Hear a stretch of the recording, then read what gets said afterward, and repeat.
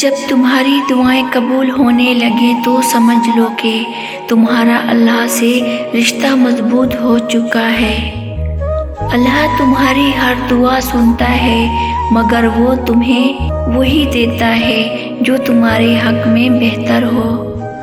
اگر تمہاری کوئی دعا قبول ہو جائے تو شکر ادا کرو، اور اگر نہ ہو تو یقین رکھو کہ اللہ نے تمہارے لیے کچھ اور بہتر چن لیا ہے۔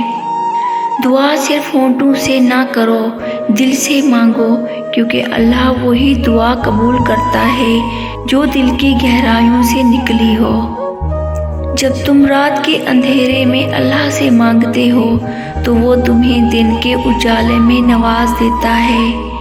اگر تمہیں اپنی دعاؤں کی قبولیت کا یقین ہو جائے تو تمہیں دنیا کی کسی چیز سے خوف نہ رہے۔ اللہ تمہاری دعاؤں کو کبھی رد نہیں کرتا، یا وہ فوراً قبول ہوتی ہیں، یا کسی مصیبت کو ٹال دیتی ہے، یا تمہارے لیے بہترین وقت پر پوری کی جاتی ہے۔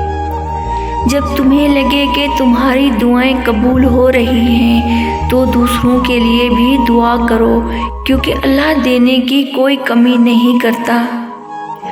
دعا میں دیر ہو سکتی ہے، مگر مایوس مت ہونا، کیونکہ اللہ جانتا ہے کہ تمہیں کب اور کیا دینا ہے۔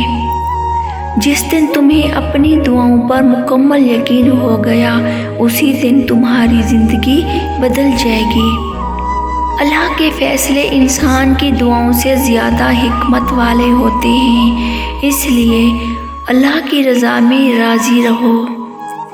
جو تمہاری دعاؤں میں نہیں ہوتا، اللہ وہ بھی تمہیں عطا کر سکتا ہے، کیونکہ اس کی رحمت تمہاری سوچ سے زیادہ وسیع ہے۔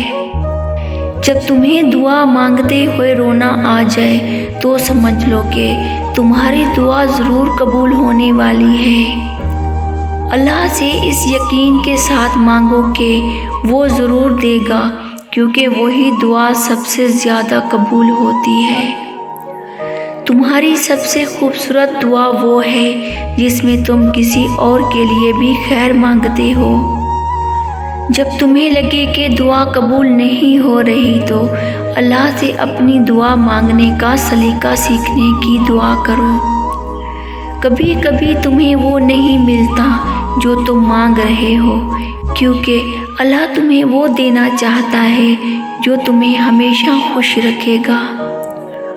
اگر تمہاری کوئی دعا ابھی تک قبول نہیں ہوئی تو گھبراؤ نہیں، کیونکہ اللہ کی رحمت تمہاری سوچ سے زیادہ وسیع ہے۔